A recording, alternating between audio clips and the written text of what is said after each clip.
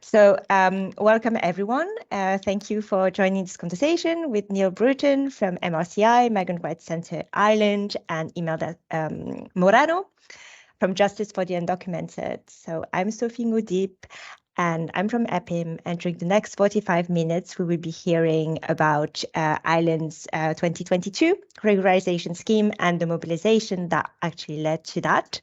Neil and Imelda will share some key learnings from their campaigning work and as well as advice as to how to secure a regularization. So a few logistical points on my end. The first one is that, as I mentioned, the session will be recorded. We will be sharing the recording afterwards and making it public. And we will also be taking some questions, so please feel free to already input some questions into the chat, and we'll be getting back to those after we have an initial round of question and answers with Neil and Imelda. A very quick presentation about EPIM, because I see many familiar names on the call. So we are the European Programme for Integration and Migration. We are the only funders collaborative specifically active on migration in Europe.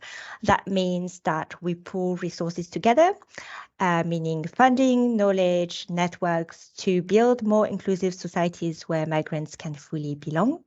And we do that by resourcing civil society organizations across Europe. And over the past years, we've had the privilege to work both with MRCI and Justice for the Undocumented and their partners on regularization.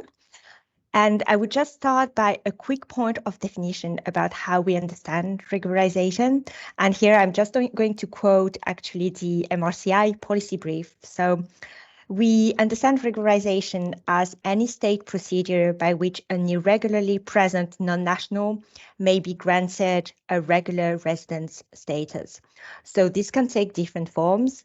It can take the form of a regularization mechanism, meaning something that's permanent and embedded into a policy framework, but it can also take the form of a regularization program, meaning something that's not embedded into a policy framework and that is taken for a limited period of time. In both cases, and I think that's worth specifying, regularization has taken place on a case-by-case basis based on clear criteria that have been decided on a political level.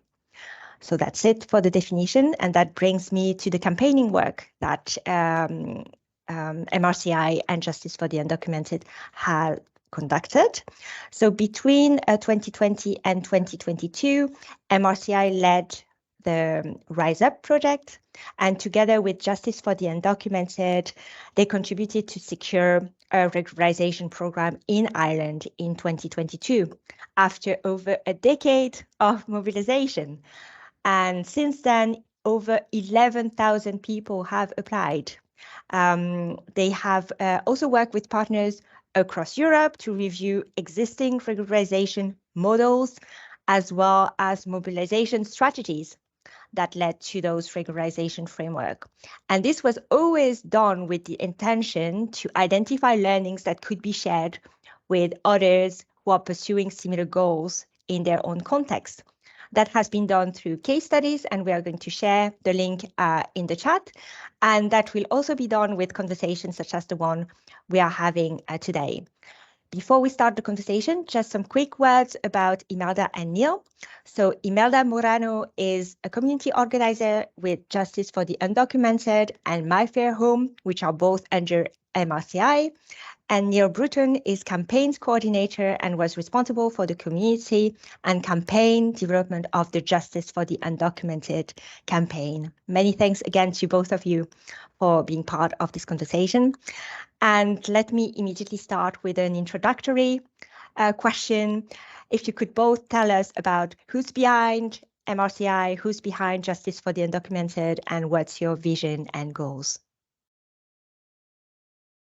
Sure, we can. Thanks, Sophie. It's a pleasure to be here and to share a little bit of what we've learned over the last few years about community building and campaigning for regularization.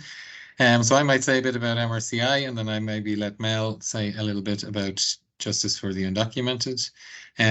So MRCI is a national organisation working to advance the rights of migrant workers and their families who are at risk of exploitation, social exclusion or discrimination. We've been around for about 20 years, a little over 20 years now. And I guess we started by operating a drop-in centre where migrants could come and get advice or support with their individual issues. And we did that for quite a while. And in fact, we still do that, and we see about 4,000 cases a year through our drop-in centre. But I guess what we try to do that's a bit different is we try to bring people together around particular issues that affect quite a big number of people, and try to build communities around those issues and support people to take charge of their situation and to campaign for change on those particular issues. And we've done that on lots of different things over the years. And one of those things is JFU, is undocumented rights and fighting for regularisation.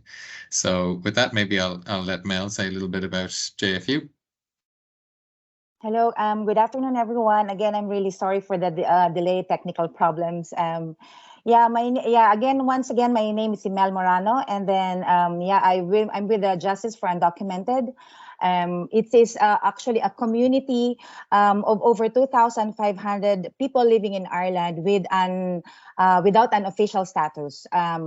JFU campaigns for a pathway to papers for all of the undocumented people living in Ireland, and because we believe that if you live here, then you belong here. It started actually in 2011. Isn't it, Neil? If I'm not mistaken, 2011, when MRCI's drop-in center had a lot of undocumented cases. And they were dealing with a lot of undocumented cases, and so they decided to form a group of people, to hold the first ever JFU meeting. So there were 5 undocumented people who turned up for the meeting, and then that was the time when JFU was born. And then through the shared stories and there's over 2,500 people. And finally, after 11 years of relentless campaigning, we got our huge victory. It was launched in December. The regularization for undocumented people was launched in December of 2021, and then we had it running from January until July of last year. So yeah, it was a big success for us. Huge victory for the JFU community. Thanks, Imelda. That's a perfect segue, I think, to the next question about what the implications are. I mean, what the scheme is about and what the concrete implications are for people who have been previously and are still undocumented, and also what's next for you and for the campaign.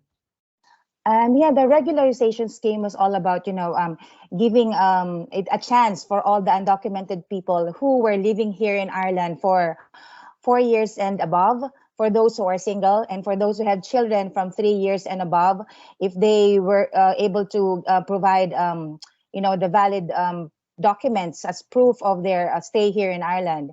Then they will have a chance to be given papers, and a lot of us actually got it. So yeah, it just meant, and it's just a huge change for all of us, especially like for me. I was able to go home to visit my family for the first time in 15 years last year in July. I had a chance to meet up with my mother, who passed away after 2.5 weeks of my stay there. So a lot of undocumented people were not able to see their family members before they passed away. So it's really a huge change. That means that, we can now live normally here in Ireland without the fear of being deported, without the fear of, being, secluded, like living in the shadows. So that means we can now stand up and fight for our rights in the workplace, in the community, and, just the simple things like going home to meet with our families that we haven't seen for such a long time. So it's really such a huge change for all of us. So we are very happy, and we are very blessed to have this regularization scheme. And now for your question on what now, I think everyone knows that there are a lot of people who are still left behind, you know, those who were not given this chance. But we're not, you know, JFU and MRCI are not stopping with, you know, our campaign to fight for all those who are undocumented here. Our goal is like, you know, that there would be no more people living undocumented here in Ireland for more than, you know, for like I was here for 15 years undocumented. Some were like 20 or 25 years undocumented. So we don't want that to happen anymore. So we are pushing for an ongoing regularization. This just means that, you know, the people who were left behind because they did not meet the criteria, they can, once they are like, they reach like 4 years or 3 years undocumented, they will have a chance to apply because it's an ongoing thing now. So we are fighting for that actually. So hopefully, you know, I know it's like it has to, it's a long journey again, but you know, we're not stopping, we're not giving up. Thanks, Imelda. And one of the purposes of the call is to hear more about how you fought and the strategies that you've used. And something that was very much at the core of your strategy has been to put people concerned at the core. So they have been central to every single ask and every single solution that has been put forward. And I know that MRCI was created in 2001 and things were very different back then. You were very much advocating on behalf of undocumented people and providing casework, and you've moved to a more collectivized type of approach. So I'm curious to hear a bit more about like what shared decisions and what shared power has meant in the context of this alliance that you've built, and how it has contributed to make a difference. Yeah, I mean, I can say a little bit, and then maybe Mel, you can say a bit as well. I mean, MRCI now is very much a community development organization, and we have been for a long time now. So with any issue that we're campaigning on, you know, our first thought is how can we get people affected, involved, and taking charge of this. And I suppose it does take time and it does take effort. It's not always that easy. And you can't expect every single person that comes through your door that has a particular issue to take on a role like Mel has in the campaign. That's just not realistic. But I guess there's some things that we do to try to enable people to do that where they have the time or the interest or the capacity. So I think, I mean, it's kind of two things. I think, first of all, it's creating the opportunities for people to step up and step in and take responsibility. And I guess the other side of it is making sure that people have the tools to do that. So in terms of opportunities, we have several different opportunities depending on what people's interests are. We have a strategy group, for example, that's made up of 20 to 30 undocumented people who are really interested in the strategy of the campaign and planning and thinking about what actions are going to influence the Minister for Justice, who's our target in this campaign. And, you know, they're interested in understanding the political system and the immigration system and working out what type of regularisation might be acceptable in Ireland. So that group would meet every couple of weeks and make the plans for the campaign and think about what actions we do. But then whatever the action is that we're doing, whether it's a survey or whether it's a petition or whether it's an email action to the minister or we're out on the street doing a banner drop or a protest, everything we do is led by undocumented people themselves. So if we're doing a survey, they're the ones out there getting the results, knocking on doors, getting people to take it. If we're speaking to politicians, it's an undocumented person who's doing it, maybe with support from me, but they're doing it. If we're talking to media, it's an undocumented person that's doing it. And I suppose what we would find is that not only do we think it's the right thing to do, but actually it makes every single part of your campaign stronger, because an undocumented person in the media is so much more powerful than me talking about the issues, or a person who's got experience of living undocumented talking directly to a politician is so much more powerful than me trying to relay a story. Likewise with something like we've done several surveys over the years and have managed to get over 1,000 people to take those surveys, which I haven't seen similar in other countries.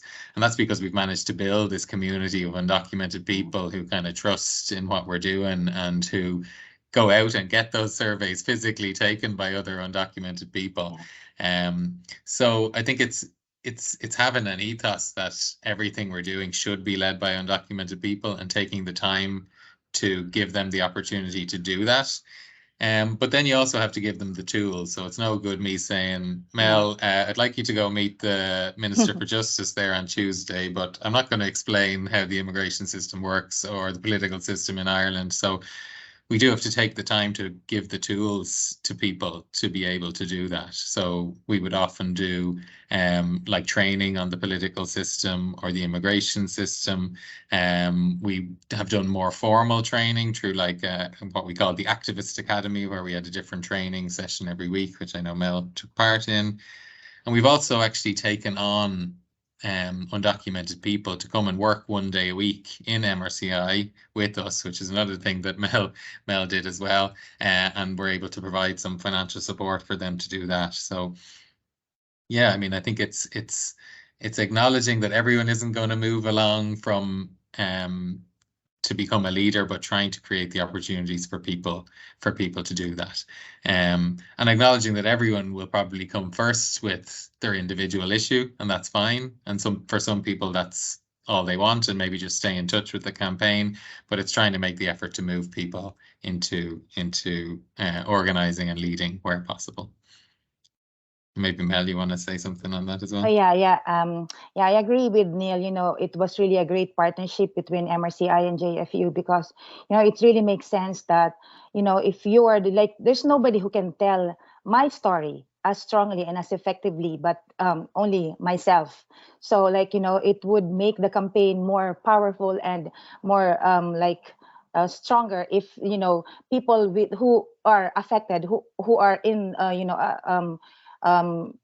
feeling, who are undergoing the problems, are the ones who are leading the campaign. So you know, I was like, you know, I'm willing to create a solution, but how? Like, you know, it was MRCI who actually helped us and guided us, providing us with tools, with informations and other supports that we need for us to, you know, move, like for us to actually take action. So yeah, it was, you know, a give and take one, but they let us actually really do the decision making. They let us do plan, you know, all the plans, the actions, and all the even the, you know, the messaging. It was led by the undocumented people. It was led by us, and it was just MRCI who are, like, you know, guiding us on like, you know, who's the particular target, or who are we going to give the emails or the letters, or what are we going to do with the posters, who are we going to distribute it to. So, you know, it was like a great partnership, really. So it really worked well. Thanks. Thank you both. And Imelda, you've already mentioned messaging, and you interestingly mentioned in the case study that you made both a business and a moral case for regularization. I found that very interesting. And you explained like how you reflected a lot about the types of framings that you use.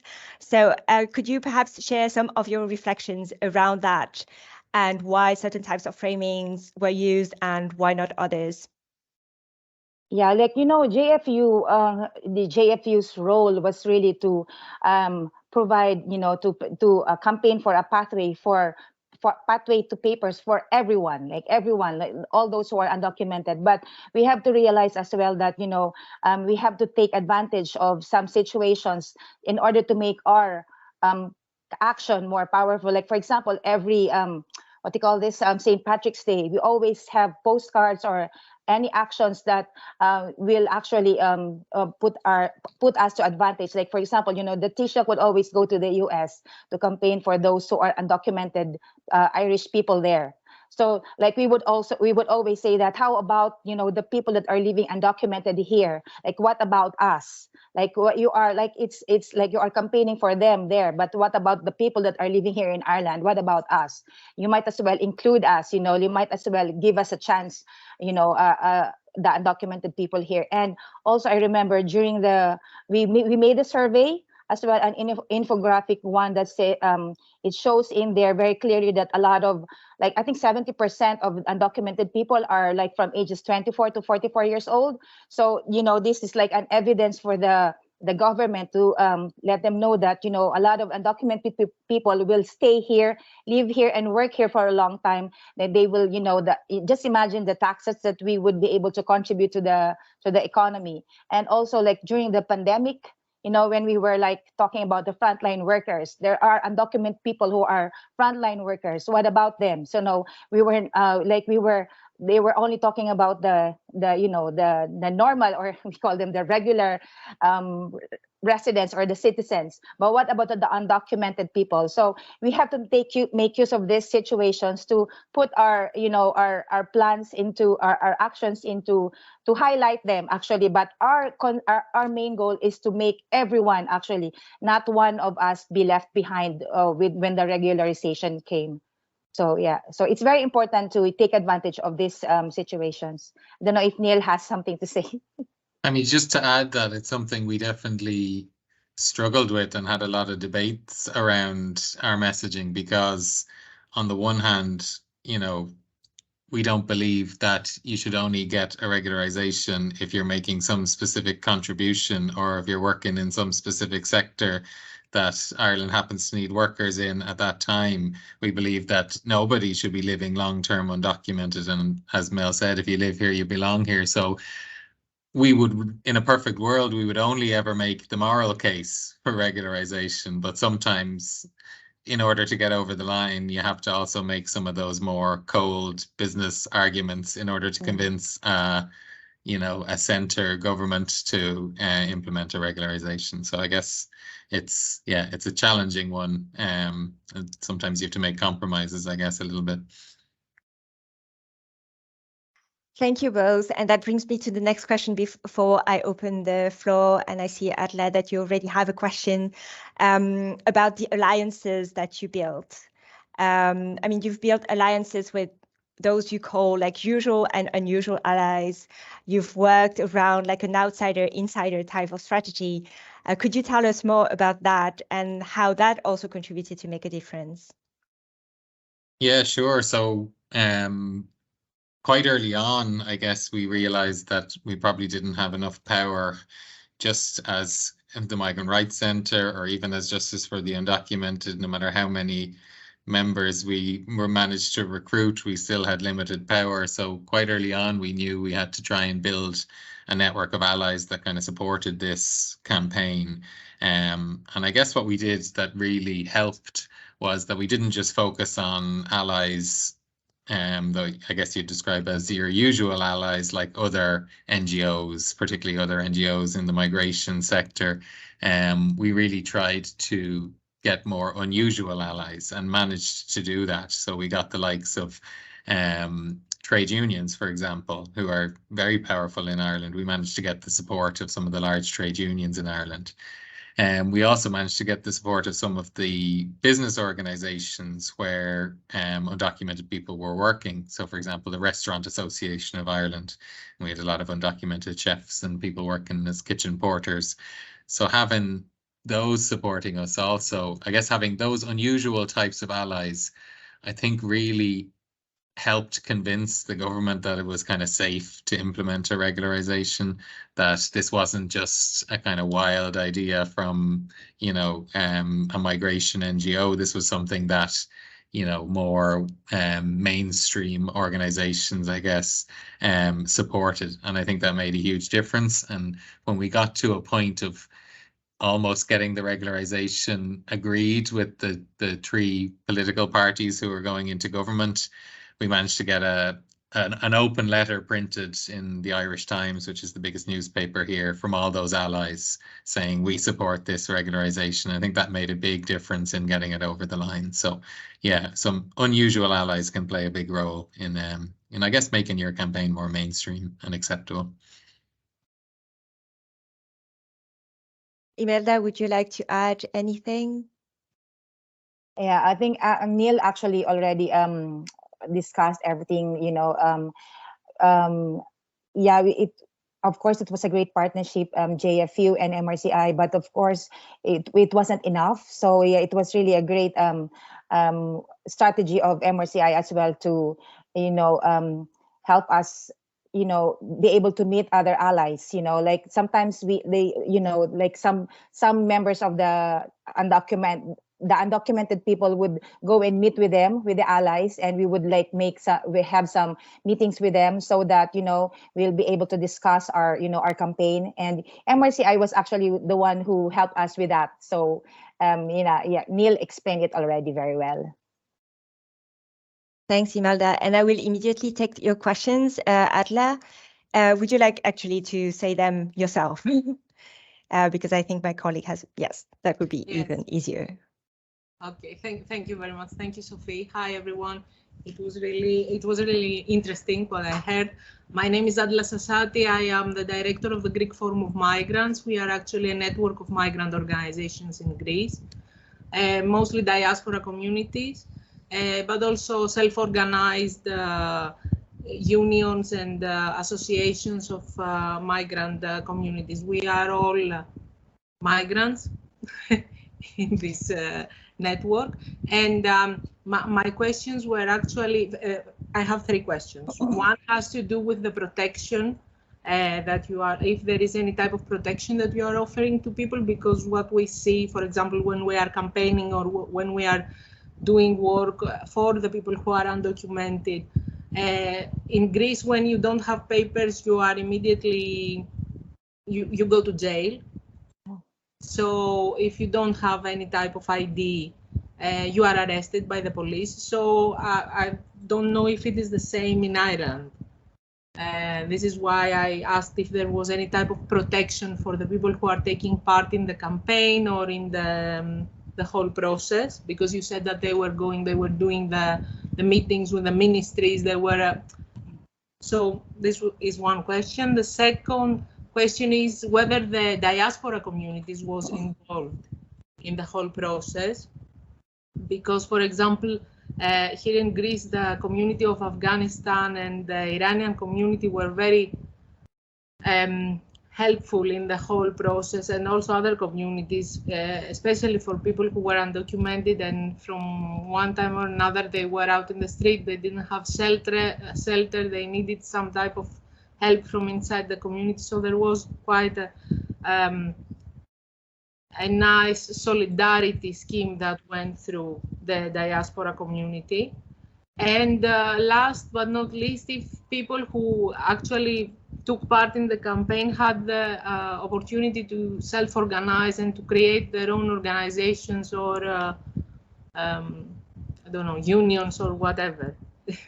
That was my 3 questions. Thank you.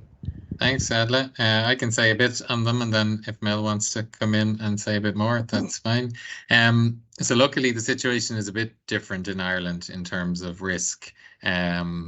Generally, people have been able to be interviewed in the media, meet politicians without going to jail or being arrested or even being issued with any, deportation order or anything like that. We haven't had that. Now, of course, it is still a risk. If someone is in the media, there's nothing stopping the Department of Justice then issuing them with a deportation order if they're out there saying, I'm undocumented and I'm here.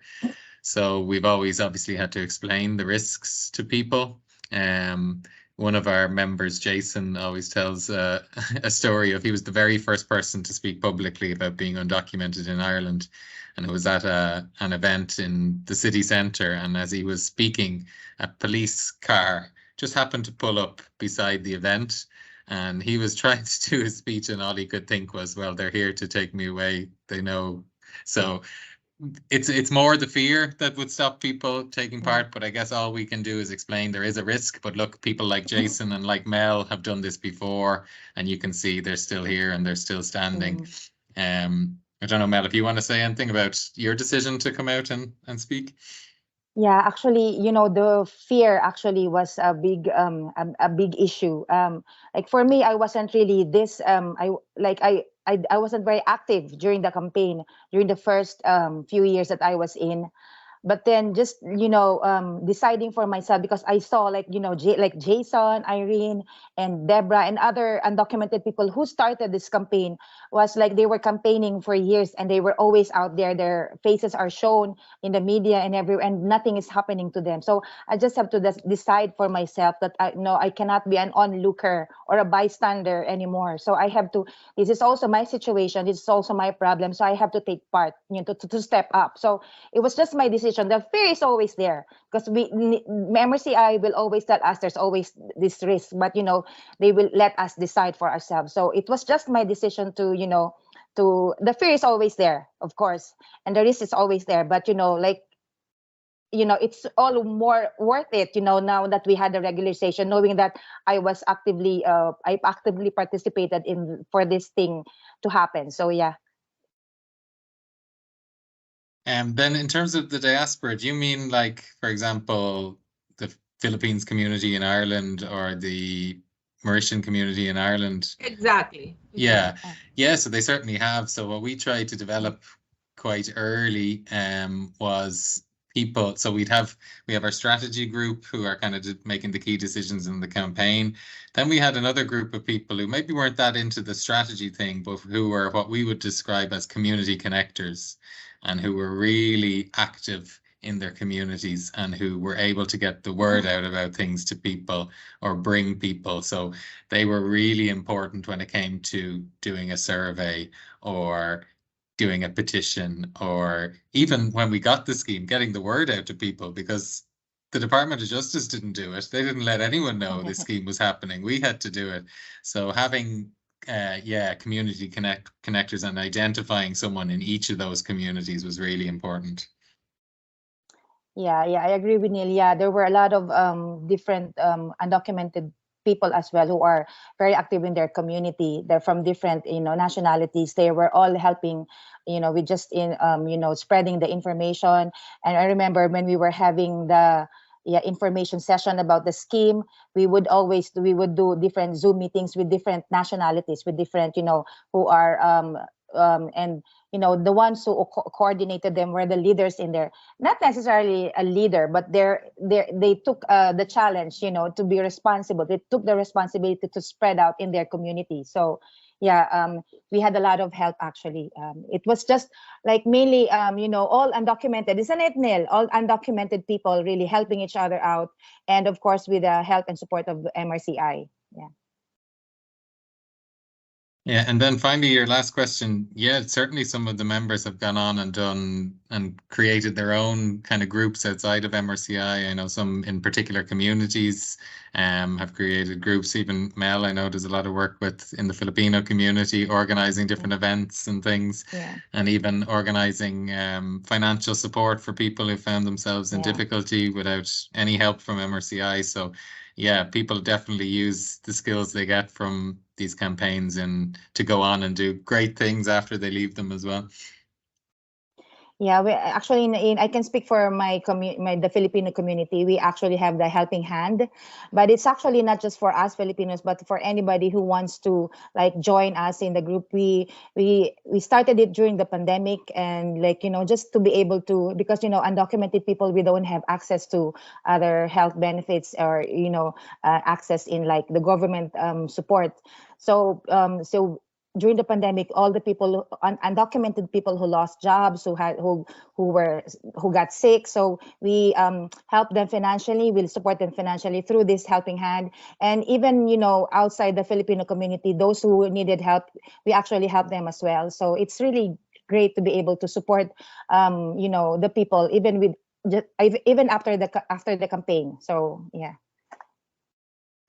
Thank you both. I just wanted to touch upon the timeline, because we are really speaking about like more than a decade of mobilization.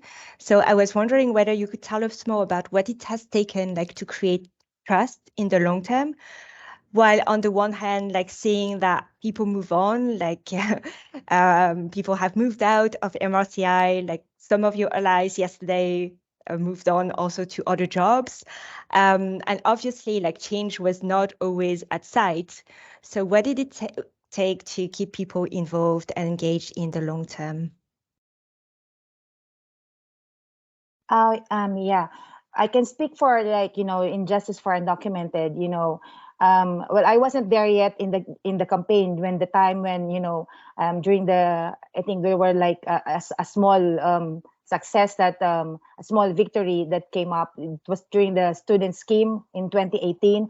I wasn't very active then there, but most of the people who started the JFU campaign were like, they were discouraged. They some lost hope, because it was like, why only the students were given a chance, and we were campaigning this for a long time. But then it's actually, I think it's normal, for people to lose heart and to lose hope. But you know what, that thing is that there are some people as well who took it positively. Like for me, when I heard that scheme, I was already in the campaign, but I wasn't active. But for me, it was a positive one.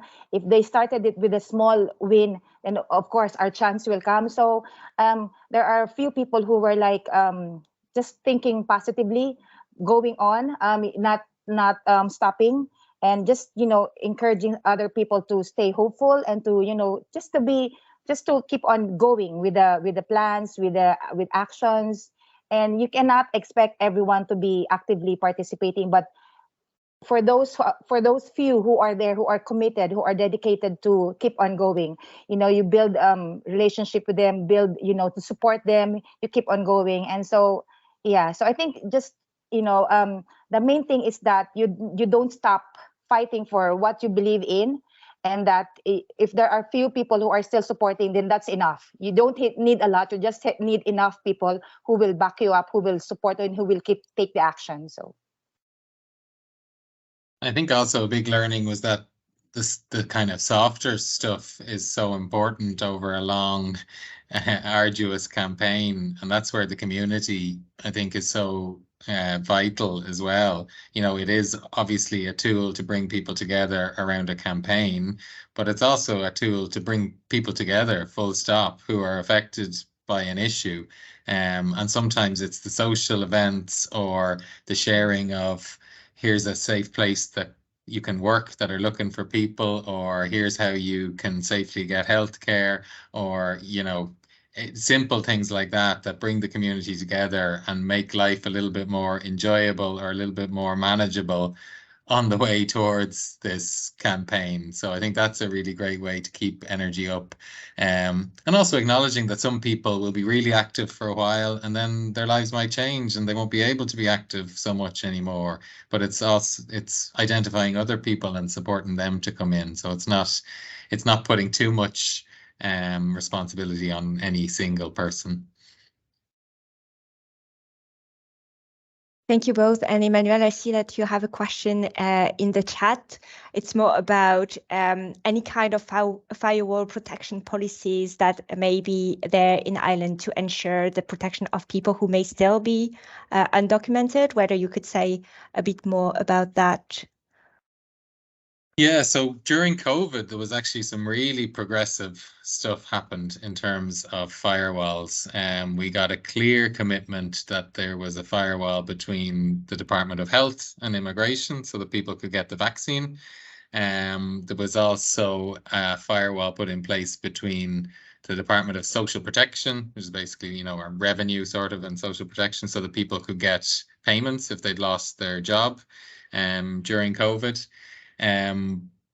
Now, they haven't officially said that those firewalls are gone, but you could say that COVID is gone now, so we're not so sure now if those firewalls are in place or not anymore. So we have had to start kind of telling people, look, you can try, but there is probably a risk involved in that. We can't guarantee that you accessing healthcare, that it won't trigger something, or even people trying to get a social security number now in order to claim any support. They wouldn't really be able to do that now that things have gone back to normal. So yeah, I think healthcare probably still would be okay for people, but in terms of getting supports financially, people wouldn't be able to get it anymore. The other area is around reporting crime, is another area where we've really been pushing for a firewall. And Well, basically the response we've gotten from the Garda, we call them, which is our police, is that people should report and their immigration status won't be investigated if they've been the victim of a crime, but that they won't give us a written guarantee about that, which makes it really hard for us to communicate that to an undocumented person. So some positives, but still some frustrations as well on firewalls. Thanks, Neil. Go ahead, Imelda. No, I just remembered, even though I was undocumented at that time, you know, I was a witness. I was one of the, I was holed up in work. So I was a victim of a crime in work, but I was able to ask help from my employer, and my employer reported it with me. So it was okay, but you know, it's case to case basis. Yeah. Thank you both. And I'm aware we are almost at the end of our time, but I'd like to take one last question from the chat from Tim, who is asking about like how did the opposition manifest, especially given the anti-migrant sentiment like across Europe. Was anything special about Ireland then? Well, I guess it was a really important question, because something that we did in advance of the last election was talk to all the political parties in Ireland. And, you know, we had a range of issues that MRCI is campaigning on, but we chose regularisation as the number one. If you do anything for MRCI for the next election, this is it. So we really pushed every political party to tell us their position on regularisation. And we used kind of the election as a tool in that we want to go out to our supporters and tell them that you support this or you don't. And we managed to get some commitment to regularisation from all the major political parties in Ireland. Now, luckily in Ireland, we don't have a big far right party. For now, we are starting to see the rumblings of far right actors here.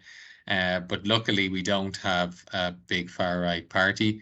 So it made a huge difference being able to tell the three parties negotiating to be in government that, look, the opposition also agree with this. So it's okay for you to do it. You're not going to have the opposition saying this is terrible, because we've already got it in writing that they support this too.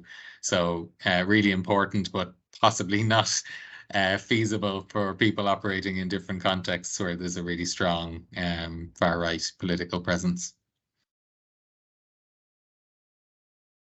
Yeah, it was really, I remember the time when we were in strategy group, Neil, before the elections, Neil was, you know, I think there was a research going on, like what parties would be like in favor with the regularization, and like we included that in our research and before we took some actions. And it was really a great move for MRCI as well to, you know, to talk to the parties about this.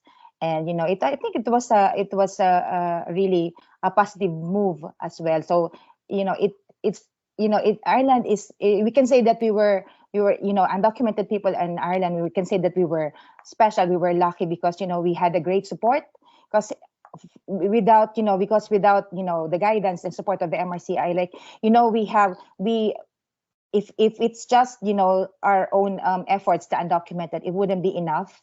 And so, you know, a great backup, a great support would is really very important. So thank you so much, MRCI. Thank you both. I'd just like to end with a final question, because as I said earlier, we are going to record this session, so we are going to share it with more people. And I'd just like to ask you, like, what you would like to, would you have anything to say to other actors who are doing like similar kind of work, who are pursuing similar kind of goals, who may be working for civil society organizations, who may be allies in academia, working for public authorities or in philanthropy? I mean, I guess I'd say don't be afraid to start. Like, it can sometimes be very daunting if you're maybe not, you know, a community development organization, and maybe you're advocating on issues, but you don't, how do you start bringing people together on something? And like Mel said earlier, you know, this started with literally 5 people coming together on a night, and then grew from there. So I would definitely encourage people to just give it a go, but be conscious that it can be a long slog. We were 11 years campaigning for this, so it takes time. I'd say elections are really important, so use them to your advantage as much as you can in order to secure commitment from parties. Unusual allies make a big difference. And sometimes, you know, one thing that Mel kind of touched on was we kind of got smaller regularizations along the way. And sometimes, like Mel said, that can be a big disappointment for people left out. But actually, it does also pave the way. A government sees, look, the sky didn't fall in, that worked fine, and they're actually a bit more open to then doing future, broader, more inclusive regularization. So winning something can help you win something bigger in the future. So and obviously participation of people affected, which was basically the whole story today, is the most important thing for us. Yeah, for the in the point of view of the affected person, or like for me, in my case, I was undocumented. So nobody nobody will ever know what your story is about if you're not going to tell it, if you're not going to say it. So for a social change to happen, I know it's or anything, a social change or a political change, for that to happen, it's a long journey, it's a long process, but you have to be brave enough, right, and committed enough to start taking responsibility of your situation. I just decided to take responsibility of my situation. I just decided one day that I don't want to be just an onlooker or a bystander. I want to take part in whatever actions, because it is actually for I will benefit from it, and I would still be able to help other people, be able to benefit from it. So I know there would be like what happened to the scheme. There are a lot of people, there are a lot of small winnings, but it can either make you feel disappointed. It can actually boost your confidence to push for more. If they've already given this, like why would they not give more? So it's just a matter of just being consistent, committed, and brave enough to face all the challenges. Thank you both, and we will end